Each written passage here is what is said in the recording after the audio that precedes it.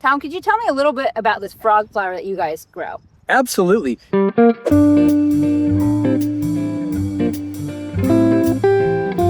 You know, people these days are struggling with shortages of water. You know what? Water, it isn't necessarily that short, but it sure is expensive, right? And so if you're watering your lawn every couple of days and stuff, that can add up, right? Yeah. And so people are looking for substitutes. What can they have for a nice green surface, especially maybe the kids can roll around and play on and that kind of thing. And or just it gives you that flat surface, because visually, when we look at a landscape design, right, a lot of times that's kind of your negative space that makes the rest of things pop or feel comfortable, exactly. right? So we're looking for plants that will give a nice low green growth habit. And this is one. This is called Phyla Nodiflora, and it's also called frog fruit. Now, I don't know why they call it frog fruit. I called it frog flower. That's okay. Frog fruit. I don't know why they call it frog fruit. I've never seen a frog in it, but nonetheless, that's what it got named. Now, this will grow and spread. One plant can easily spread this wide 2 to 3 pretty feet. quickly. So when they plant, what they'll do a lot of times is they'll take an existing lawn, get rid of the existing lawn in different methodologies, and then they plant this about 12 to 16 inches on center. Sure. And it grows so fast that it fills in, and that's all the taller it gets. There's no mowing, girl. Right. Yeah, I mean, that's it. It's flat. And it's a little bit leathery in texture, but it's solid. And I mean, it is so strong and solid that eventually it pretty much eliminates weeds from trying to grow in it and that kind of thing. It's a great plant. Them. Yeah. So this plant in particular, it has, pretty full coverage, and it's a little more rough than I say a traditional lawn. Yeah. But if you're looking for the green coverage and drought tolerance, how would you recommend watering this? Would you do overhead or drip? You know, overhead is probably just a little easier, but you could set up a subterranean drip, you know, that's in place. Either way, it's so durable and so versatile, it'll work with either.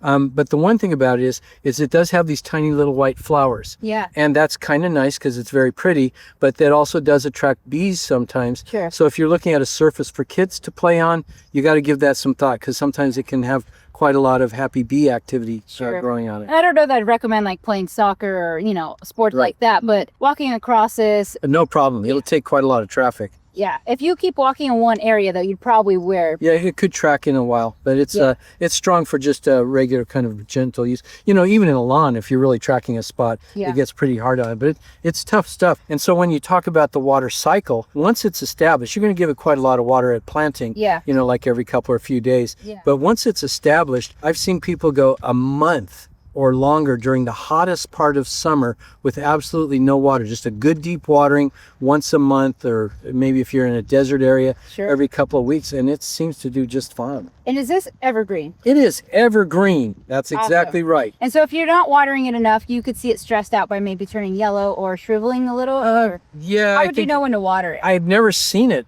suffer from not enough water, so I can't answer that question. But another nice thing about it is it's quite cold hardy. So I don't ever really study the zones, but I can say that, for example, we send it into our market in St. George, Utah, that sometimes get down very, very low teens. Wow. And it's absolutely fine. Well, and that's kind of good, because other alternatives like Russia, which is more of a succulent, wouldn't be able to handle that. That's exactly right. So this would be good for more colder areas. Yeah, exactly. Wonderful. Yeah. And it takes conditions of full sun to actually quite a lot of shade. It's good in either. We have a little spot that we call 3 ponds, and that interacts between areas of solid full sun to pretty heavy shade under our pines, and it's great. Wow, and under pines? Yeah, and that's another thing about it, because a lot of times if you're in shade, it's because you do have some tree cover, and it's very easy to rake pine needles and leaves off of it. Well, that's interesting, because pine needles are hard to get. They are. Hard to maintain, especially with a blower if you're like getting them stuck in there. Exactly right. It really moves off. So raking them is probably a light rake will do it, but leaves blow off of it very easily because it's such a tight mat. Yeah. So it's got a lot of good positive qualities all the way around. Awesome. Well, thank you so much. I'm talking with Tom at Waterwise Botanicals. I'm the general manager here and the founder. And the founder. Okay, There that's you what go. I thought. So I didn't want to mix it up, but he's basically everything here.